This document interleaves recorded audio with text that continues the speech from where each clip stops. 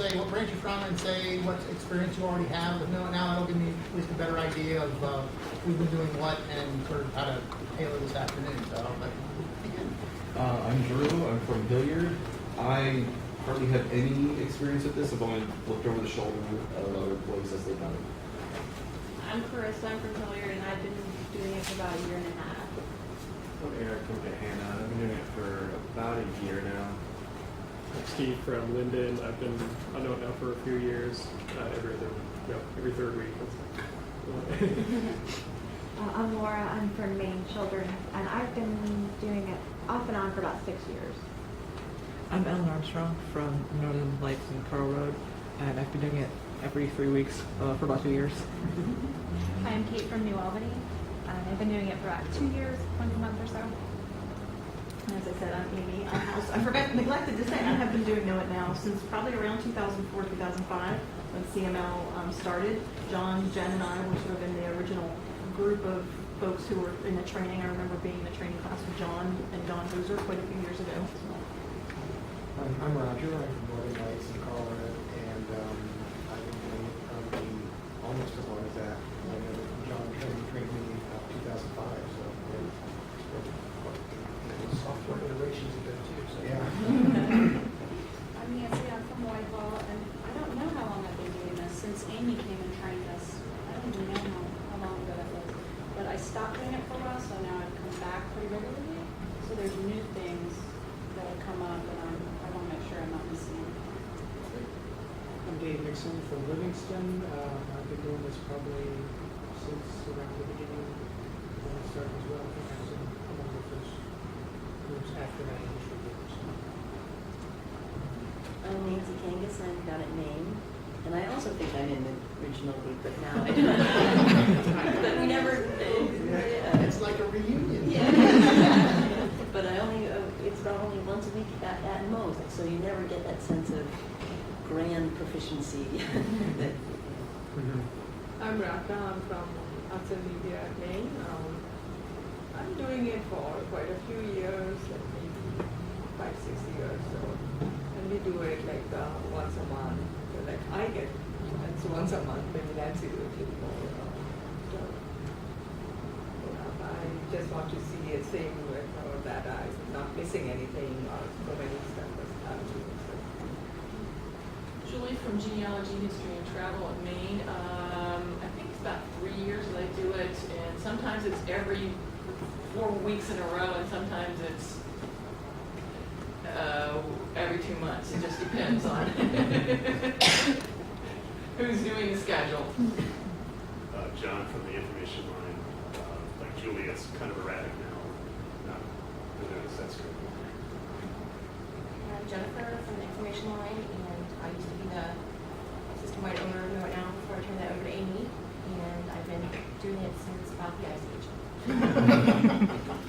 Very good. So it sounds like we have a lot of veterans here. I'm hoping that this afternoon I can at least show you a couple things that you didn't know you could do, and also hopefully a couple resources that you weren't aware of. My plan is to provide an overview of the software, show you all the bells and whistles.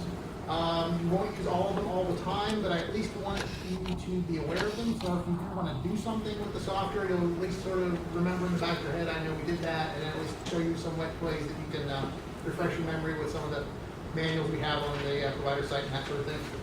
So we'll look at the software, we'll look at the revamped provider site, then we'll turn into looking at the soft skills, the customer service skills, we'll look at Google Wikipedia, how to use those, some review on statewide databases, and some other customer service skills as well. So hopefully, and then we ended this morning right at 12:30 if I remember correctly. So the pressure's on to like keep you exactly the time we said we would keep it till. So, and that was like 7, 8 break. That was like Yes, that was a smaller group. yeah, indeed. all right. So you will recognize this as the, and I apologize if my voice gets out of it. This is one I'm talking on one Bell School. You recognize the login screen. Anything we do here this afternoon, you can go back to your branches and do on the practice server outside of the live service. So if you want to practice with another librarian, if another one of your staff members couldn't make it, you can do anything that we do here outside that live environment with the practice server. I can give you some information on how to log in. It's the same software, you log in on the same screen. but we have a number of usernames. Those are all KIN1, KIN2, et cetera, et cetera, et cetera, all the way up to KIN20. So you I can get- send this out too. Everyone's feverishly writing. I know, I can know. send this out in email too. Okay. And we are also recording the session for you to have for future use and your coworkers. Multiple avenues of training. The password is the same for all the accounts. It's KIN24x7. And the server is practice.knowitnow.org. Invariably, somebody will put knowitnow or knowitnow.org. You can log in.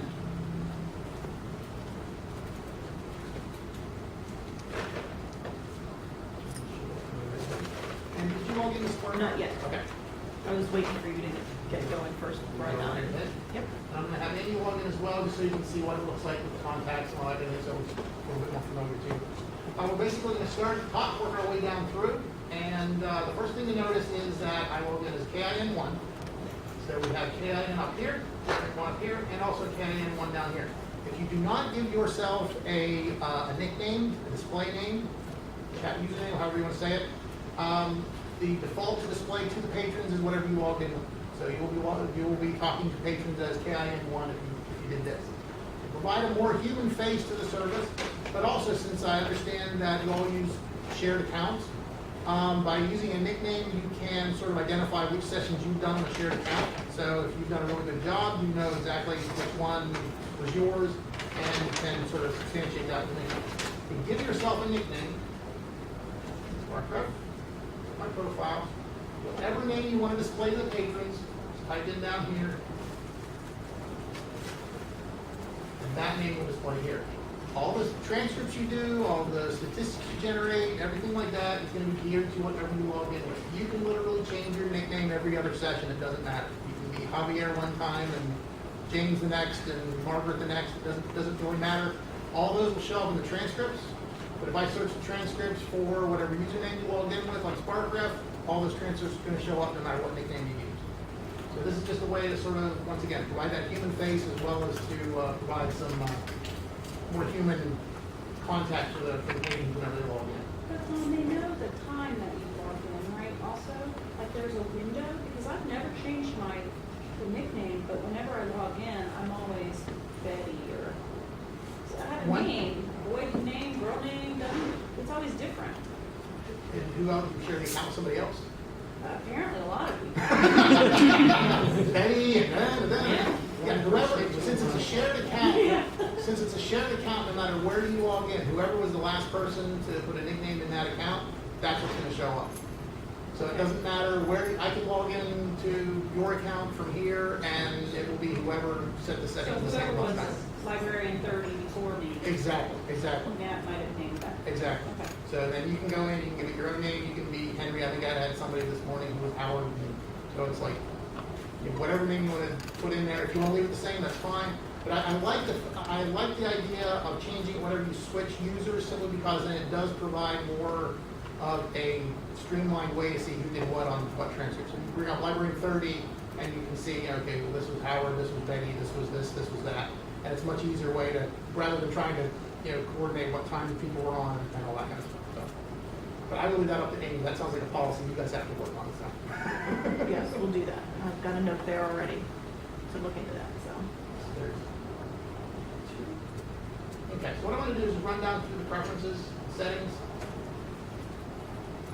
If we did, there's been some discussion about possibly getting some extra accounts for CML, so there's not so much sharing that kind of stuff. If we do create any new accounts, we do provide a default password for any new accounts that we do. Usually it's like library or Know It Now or something like that. This is where you have to go in and change that default password to something that's at least a little bit more secure. So right here. Please do not change the password. Yeah, I was going to say, don't change the passwords right now because it's a shared account. Everybody has to know what everybody else is doing. But if you do get new accounts, that's where you would change. We can't tell you if somebody does change your password and you don't know what it is and nobody told Amy. We can reset them, but we'll always reset them to the default, and then somebody else is going to have to log in and change that password back to something the first time out. Because I can literally go and log in as any number of librarians because nobody's changed their default account, so I can be any number of librarians that are on Know It Now right now. No doubt. So it's always a good idea to do that. So, can't tell you what it is, but we can always reset it. Down here, the number of chats stored in history. You can access your transcripts directly after a patron disconnects from you. I'll show you how to do it first and then show you why you're going to do it. So let's say we got the number of chats stored in history is 50. Close that window. There's this tab down here. Click on history. Sit there for a little bit.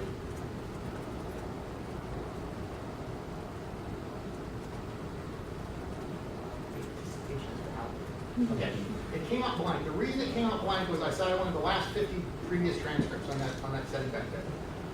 The transcripts are not stored on your local machine, nor are they stored at CML. They're stored in the servers up at Cleveland Public Library. So whatever you say, I want to see my history, I want to see my last 50 transcripts, what it does is it sends a signal to the servers in CPL, starts rifling through the thousands of transcripts you have, and goes, okay, that's yours, that's yours, that's yours, that's yours. Since we send one at 50, it's going like this, and it gets up to 10 or 12, and goes, this is way too hard, I'm not moving it. So, you actually want to see your transcripts. Mark that. So, yeah, I just need the last 5. History again, boom, there they are. Double click on that. You get a complete transcript right there. Where this comes in handy, and remember these are all practice ones, so where this comes in handy is if you have to follow up with a patron and their email address is in your transcript. If you forget to write it down or forget, or you just want to get at it through your transcript, as soon as you disconnect from the patron, they're available to get that through your SparkRef contact. So you can call it up, get full transcript. If you need to copy and paste it, if you're keeping track of what you do, anything like that, you need a transcript. They're available right away from the SparkRef client. If you need it, if you don't need it until like the next day or something, they're also posted to the provider site. I'll show you the provider site just a little bit. But those aren't posted until about, I think it's 2 a.m. in the morning. That's when the servers grind through and post everything to the site. So if you need them right away, they're under here. Now you notice I clicked on this FastPath tab down here at the bottom. The KnowItNow software is built on 3 separate components. SparkRef client is what you see here, what you download to your computers, what you log into, all that sort of stuff.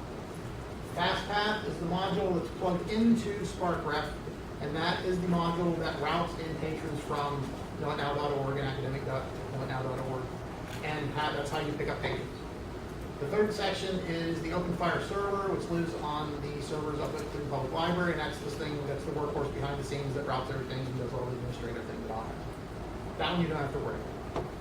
Since we have SparkRef and FastPath linked together like that, you can log into SparkRef with your regular account that you would log into, but you can log out of the one module that's there. So if I did this, I would still be connected to everybody else who was logged on as a contact, so I could IM into,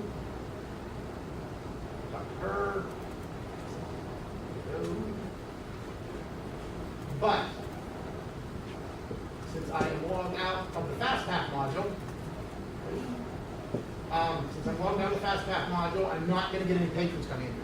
So if a librarian sent out a broadcast message or wanted to IM me, I would be available for that, but I wouldn't get any patrons until I join the FastPath module. So that's why I do have some libraries that actually use SparkRef as their inter-branch communication tool, that sort of thing. So you can utilize it that way as well.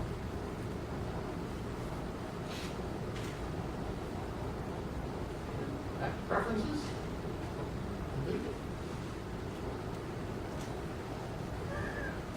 I can't see what I'm typing while I'm typing it, so sorry. And thanks.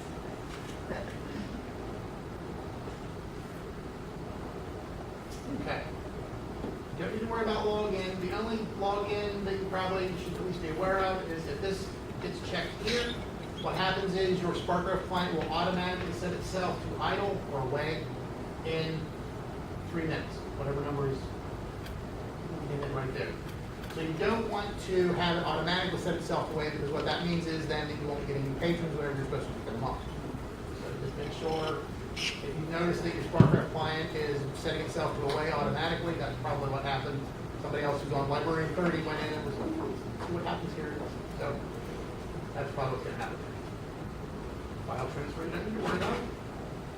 Sound, you don't need to worry about. You can technically have changed this sound file to the theme for Star Wars, but I don't recommend it, but those sounds do live on your local machine. Appearance, we go to emoticons. For good or for ill, we have emoticons. Originally, I was of the opinion that you don't want to use emoticons in the chat, you want to remain professional and do all that kind of. In considering it over the years then, and talking to other statewide coordinators and virtual reference librarians, if somebody's using a smiley face every once in a while in their chat, go ahead and throw a smiley face every once in a while into the chat. I think once again, like the nicknames, it provides a more human interface to the service.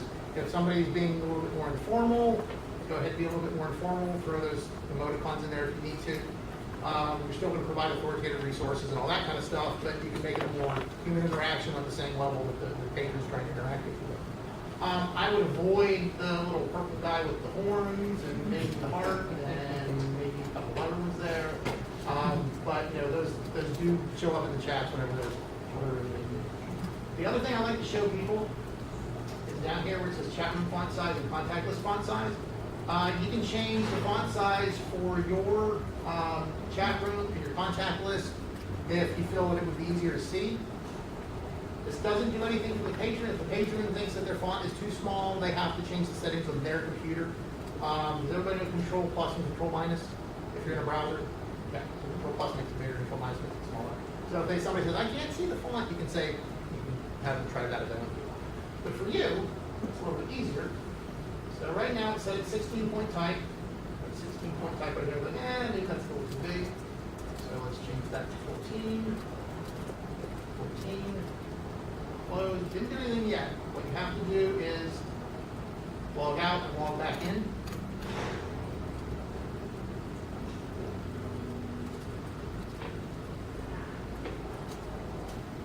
Oops. Typing the right font. You're going to edit that out, right?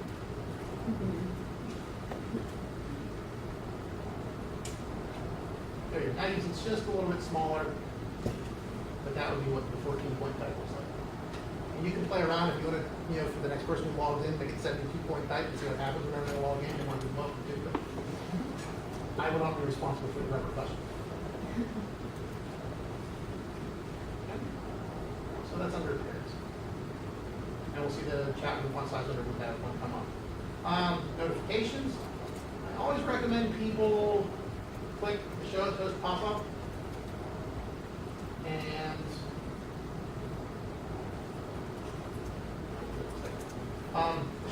the toast pop-ups are helpful whenever you have multiple tabs open on your chat window at the same time.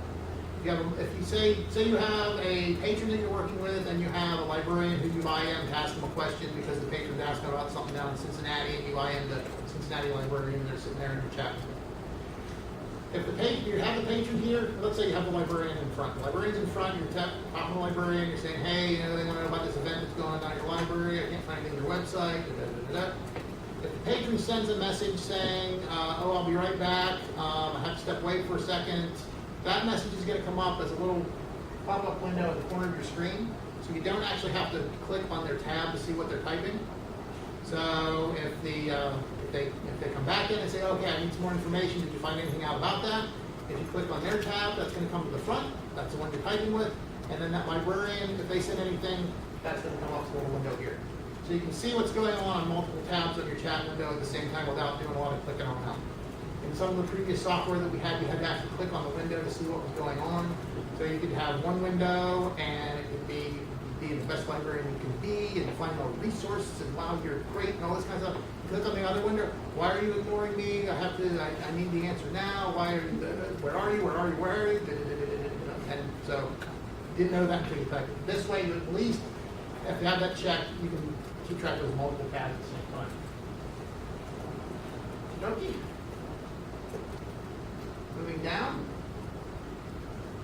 Always reluctant to say this, but use it for good and not for ill.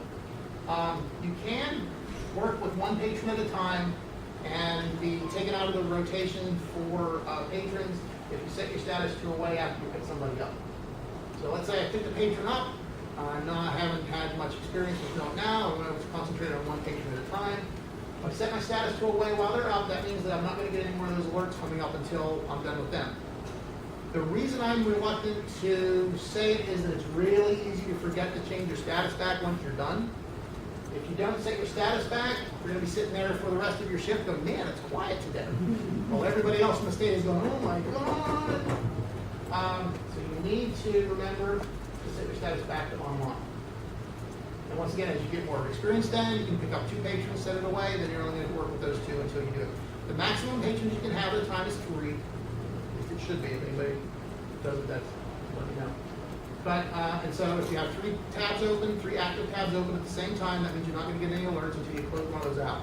If it's a busy day or a busy time, you close one of those tabs out, then you're going to start seeing the alerts coming again to pick up the bacon. But the status is a way to sort of meter that yourself. Especially comes in handy if you're training somebody and you want them to get some experience on Know It Now. It sort of lets them sort of work at their pace. Okay. Next one are the conference rooms. Room.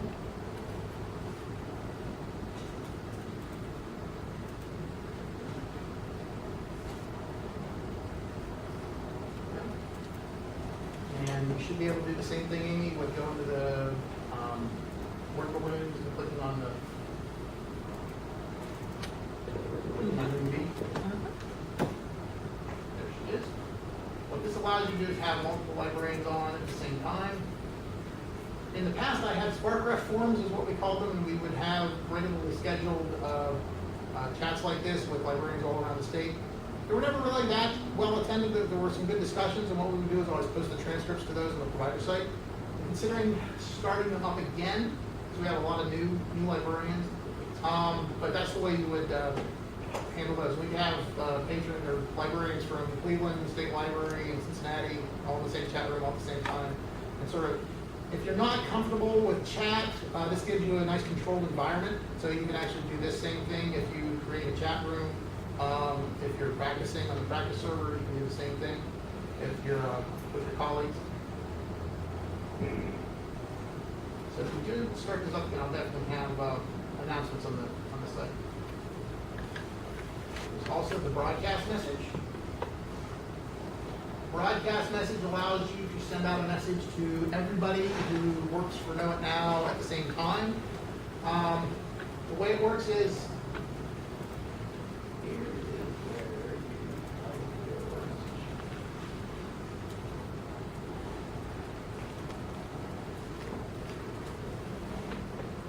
so you type the message you want to send there. Normal and alert means normal means that it will open up as a regular chat screen. Alert means that it'll do it as a post pop-up and pop it up and then make it go away. If you want to send out a broadcast, it's always a good idea to send it as a normal message so that everybody gets a chance to read it and close it on their own. You can send it out to everybody by clicking at the top of the hierarchy. Just that is everybody. Send it out to one group. Or if you just choose the people who have little green dots beside their names, it'll only go out to them.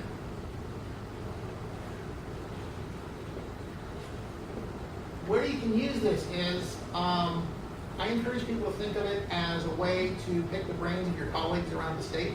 So if you have a stumper of a question on Know It Now, or you have a stumper of a question at the desk, you can send out a broadcast to everybody, say I've looked here and here and here. I can't find anything for this question. Does anybody have any ideas where else I can look? It's always a good idea to say, if you could IM me back by such and such a time, such and such a date, is a good idea, because if this goes out to, let's say it's going to go out to everybody here, Amy's going to get it right away because she's logged in. All the people that are in gray, that screen is going to be the first thing that pops up the next time they log in. So if you got logged in for a month on your shift, and that comes up and you go, oh yeah, I know exactly where that is, and you IM them back, well, they probably handled that, like 3 weeks ago, and it's all done. So you've done extra work for yourself. But if you include that little time stamp, that's a way of at least giving people the option. If they do want to help you out, then they'll be able to do it. We had a question this morning about, how do we do, like we have a Patreon, how do we do a broadcast at the same time? There's nothing that says you have to do it while the patron is online with you. You can buy yourself some time, say, I think I know where I can find some extra information. Is it okay if I email you back as a follow-up after we're done? And if they say okay, then you can go on to the broadcast after the chat's actually done, and then follow up with them by email. And I'll show you the shared email account that we have for everybody too. You don't have to use your own Columbus Metro email address. So, it's all filled out. Put that, it's been sent out, and you should get a little blinky window. And then go ahead and send me something back.